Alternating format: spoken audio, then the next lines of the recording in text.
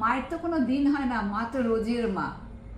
মায়ের কোনো জাত নেই, মায়ের কোনো কিছুই নেই। সব থেকে বড় অট্টালিকা আমাদের মায়ের গর্ভস্থান। সেখানে ধনী দরিদ্রেরও কোনো ভেদাভেদ নেই, সব কিছু জুড়ে। আমার মনে হয় মা দিবসটা পালন এই কারণেই হয়, মায়ের স্মৃতিচারণ তো হয়, ছোটোবেলায় বকা খাওয়া, এবং সেটার মধ্যেও স্নেহ লুকিয়ে থাকে মায়ের।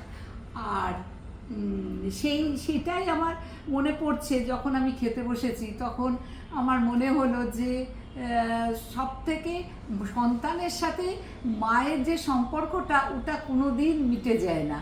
মা বকে, মাই আবার আদর করে, অন্য কোনো সম্পর্কে ঠিক এই ফিলিংসটা বোধহয় থাকে না। যারা যারা বিনা কারণে তর্ক করে তাদের সাথেও মা সবসময় ক্ষমাশীল। মায়ের ওটাই হলো।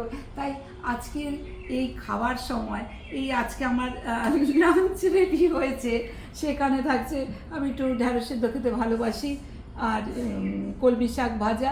এটা একটা খুব ভালো পনিরের আইটেম, যেটা একটু আলু দিয়ে একটু পনিরকে ম্যাশ করে করা হয়েছে। মেন ইনগ্রিডিয়েন্টসের মধ্যে থাকছে পোস্ত, সাদা তিল,